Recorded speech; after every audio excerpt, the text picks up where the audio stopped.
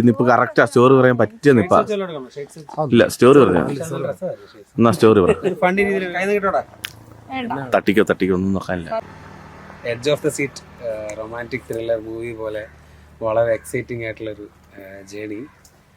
Now it has reach here. എന്താ പറയുക, ഒരു ഞങ്ങളുടെ big day. So like getting into a married life. So രണ്ടുപേരും ഭയങ്കര ഹാപ്പിയാണ് അല്ല, എക്സൈറ്റഡ് ആണ്. ഞങ്ങൾ പരിചയപ്പെട്ടത് മുതൽ ഞങ്ങളെ മനസ്സിലാക്കി തുടങ്ങിയത് തൊട്ട് പിന്നീട് ഇന്ന് വരെയുള്ളൊരു ജേണി ഭയങ്കര രസമായിരുന്നു. ഞങ്ങൾ ഒരുപാട് ടൈം ഒരുമിച്ച് ഞങ്ങൾ സ്പെൻഡ് ചെയ്യാൻ പറ്റിയിട്ടുണ്ട്. Yet another beautiful chapter is coming in, so that is what the expectation and hope and prayers for that. ഞങ്ങൾ എപ്പോഴായാലും ഞങ്ങൾ ഒരുമിച്ച് വൈബ് ചെയ്യുമ്പോൾ ഭയങ്കര എനിക്ക് തോന്നിയിട്ടുള്ള കാര്യം ഞങ്ങൾ രണ്ടുപേരും ഒരുപോലെ അത് എൻജോയ് ചെയ്യാറുണ്ട്. So we are like I think we are entertaining each other. That's what.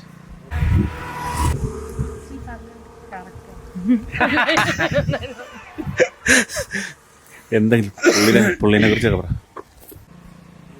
പറ. ഇനി ബ്രോനെ കുറിച്ച് പറ.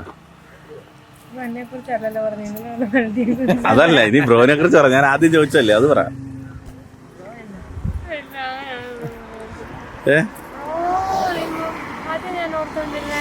ഭയങ്കര പാവം, ഇല്ലാത്ത സത്യസന്ധനും സൽസ്വഭാവിയുമായ ഒരു പാവമായിട്ടാണ് ഞാൻ കൺസിഡർ ചെയ്തത് ആദ്യം.